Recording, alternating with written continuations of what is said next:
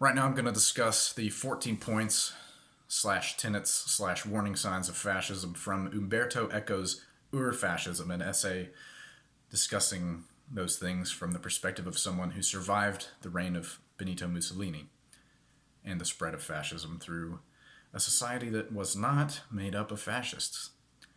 If that sounds familiar to you, it's because we are living in it and are sliding ever closer to a fascist hellscape. So let's get started with number one. Traditionalism and the cult of tradition. Donald Trump waxes poetic about making America great again, about the good old days, about how things used to be, and how we can get back there one day. This is a fiction. Donald Trump's vision of when America was great is only that because he was white and rich at the time. No matter how far back you go in our history, you will find a time that was not great for some or all citizens besides the wealthy few at the top. Yes, even during the Revolution, because our founding fathers were members of the upper class and were advantaged over the average American. Anyways, this appeal to traditionalism is often accomplished by something called syncretism. Syncretism is a system where you take various disparate and sometimes contradicting beliefs and use them to forge a picture of the past that appeals to you. Sort of a primordial truth that even if two ideas do not gel with each other at all, they actually do because they both speak to the same essential truth at once. This rears its head in rhetoric that says, oh, I disagree with that person, therefore they deserve violence. That rhetoric also coming from someone who fundamentally is against violence due to their religion. I believe someone deserves violence, but I don't believe anyone deserves violence. So I have to mash those together and I have to come up with, I've got it.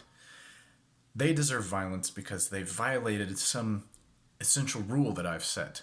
That usually being, they're different than me and they do not agree. Therefore, they deserve violence or to be killed, even though on a personal level I might not agree with that in general. That's syncretism in action. It is taking beliefs that should be contradictory and using them to paint an entire picture that points to something you find really cool, like people dying. Awesome. That's only the first point. Number two, rejection of modernity. This goes hand in hand with traditionalism. Reject modernity. Embrace tradition. I'm sure a lot of you who've been around on the internet a long time have seen that particular meme. That's not something funny. That's literally the second point of fascism.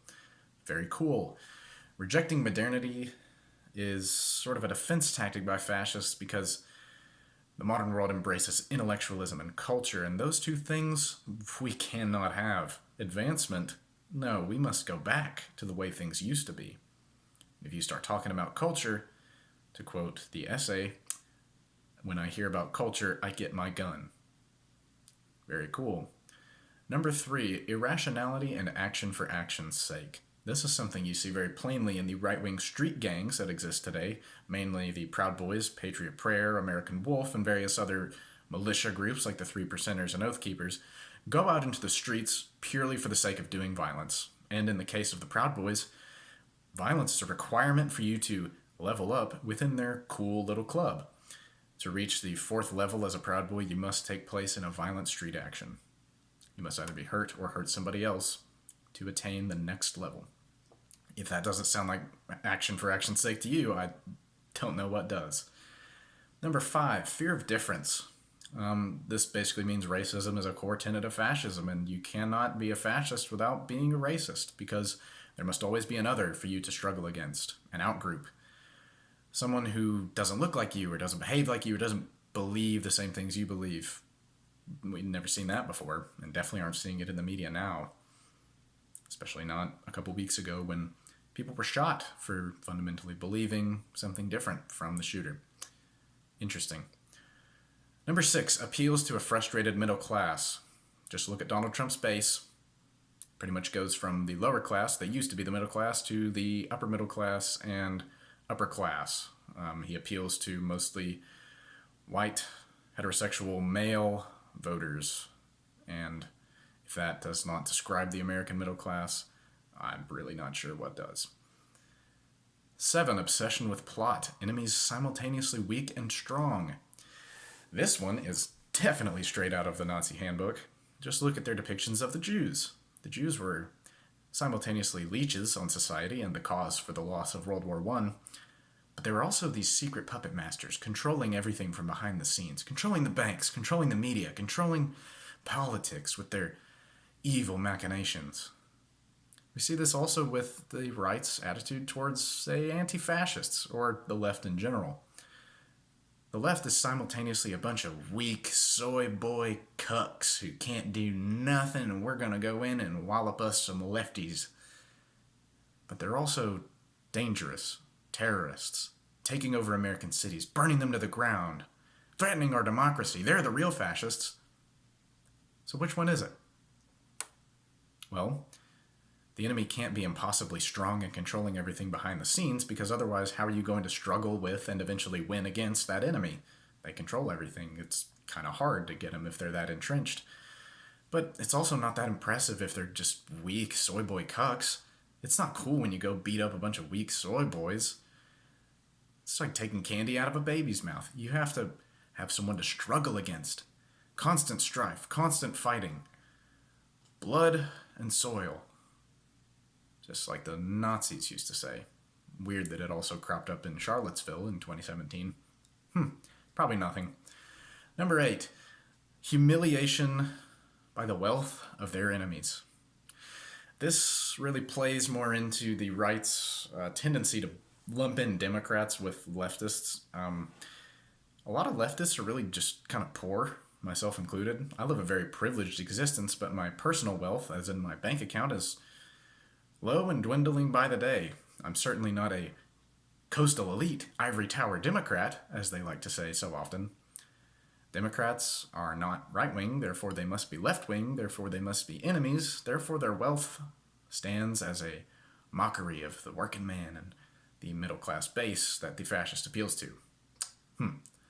Number 9, life as permanent warfare. No peace can be achieved. We've been doing this one since Bush, baby. The forever war. Still in the Middle East. Still fighting for freedom or something. Don't know what we've accomplished there or what we ever will. Just give them a civics test. Have them set up that democracy any day now. I'm sure it'll work.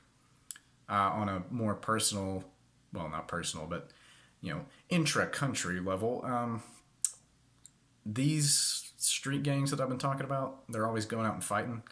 They love that. They love that. It makes them look so cool and makes them feel so BA, because peace is for wusses. Pacifism isn't struggle, and not struggling is bad because we have to take action for action's sake. So we have to be fighting all the time. There is no peace. There can never be a peace, because that would mean an end to struggle. And fascism at its core is a war and struggle ideology. It cannot exist without permanent bloody warfare. And that's just great, because we're already there. Hooray! Number 10, contempt for the weak and popular elitism. A lot of people in Donald Trump's base appear to have the idea that anyone lesser than them is of their own faults and of no external factors whatsoever. And consequently, they hate these people, or they at the very least disdain them. Maybe not despise, but, oh, look at that dirty homeless man over there. Oh, at least he's not me. I live in a trailer, but I'm not homeless. And then the guy down the street who lives in a duplex says, wow, I live in a duplex, but at least I don't live in a trailer. And on and on and on up the hierarchy, because in fascism, everyone must hate each other to drive constant strife, because action must be taken for action's sake, and you won't take action unless you hate somebody. So everybody hates everybody beneath them. You think Donald Trump likes his advisors? Do you think he likes Mike Pence and Barr and anybody? Really? Do you think those people like anybody beneath them? You think Steve Bannon likes his underlings? Or did before he got thrown in prison for being a con man? Who would have thought? No. Because they're proto-fascists. And they must despise everybody beneath them. It's a core tenet of their beliefs. Number 11, the cult of the hero and the heroic death. Oh God. The Kenosha shooting has been the clearest example of this we have had in recent months, years, decades, since we killed all the fascists in World War II. Not really, but, That was the largest anti-fascist action in history. World War II. Your grandpappy was an anti-fascist. How spooky.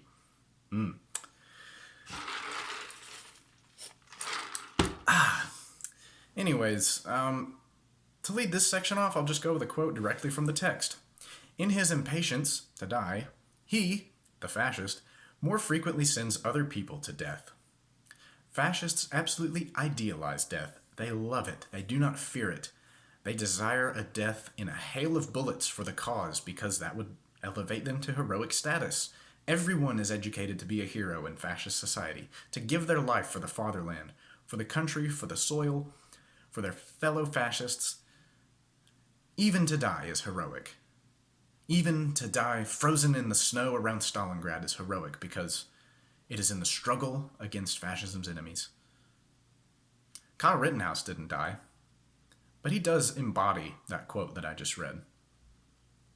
He may not have been an outright fascist or even aware of the idea that a heroic death is the desire of a lot of people in this country, but he did go out and commit acts of violence and murder and attempted murder in order to feel like a hero. And he sure is being held up by one, even by his lawyer, who is saying he is the second shot heard round the world, starting a revolution against tyranny. Which is funny because his party ostensibly is the one that's in power, but great. We can also talk about Jay Danielson, the man who was killed in Portland recently. He was killed in an act of legitimate self-defense, and his killer has now been murdered by the police. It's unknown if that was targeted or not. Definitely seems suspicious, given the timing, but anyways, Danielson is being held up as a martyr, and in fact on September 26th, 22 days from now, the Proud Boys are going to hold a rally inside the city of Portland in memoriam of Jay Daniels. And I'll go ahead and say, if you think that isn't going to erupt into violence, I don't know where you've been the last couple of weeks. On to the next point. Machismo, toxic masculinity. In their desire for power, fascists direct their toxicity at women and those they deem sexually non-standard, like homosexuals, trans people, bisexual people, non-binary people, and really anyone that doesn't fit their idea of sexual norms. Because power corrupts, and if they feel they have it, they will direct it at anybody they perceive as the other, because they are fascists. Awesome. Point number 13, selective populism. You're not a citizen because you're brown. You're not a citizen because you're an anti-fascist, and I don't like that. You're not a citizen because you're not religious. You're not a citizen because. Selective populism is all about in-groups and out-groups. Homogeneity is the bread and butter of the fascist. Just look at Germany. Again. Gotta be all German all the time, baby. No Judaism, no communism, no socialism. We must all be the people, and the people is whatever the fascist is. Anyone else is on the outs and will have violence and probably murder done to them, because that's what fascists do. That brings us to the last point. Newspeak and the impoverishment of vocabulary in order to push the fascist narrative. The easiest examples I can give of this are alternative facts, which was all the way back in 2016, which seems like a decade ago, and terms like radical left Democrat. I mentioned it earlier in the video, guys. The Democrats are not a left-wing party. They're not even a left-of-center party. They're a center-right party, at best, anywhere in the world.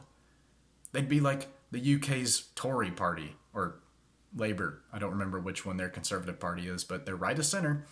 And the Democrats would be the same, because they're corporatists who take money from big corporations to uphold the status quo, just like the Republicans. They're just a little bit less racist about it. Picture being run over by a car, but instead of a car that's rolling coal, it's a car that has a pride sticker on it. That's generally the way we tend to view the Democratic Party here on the left. But yeah, it's deliberately obfuscating the truth through doublespeak and using that stunted and twisted vocabulary to push a narrative about the enemies of fascists and to push their narrative that they're good and cool.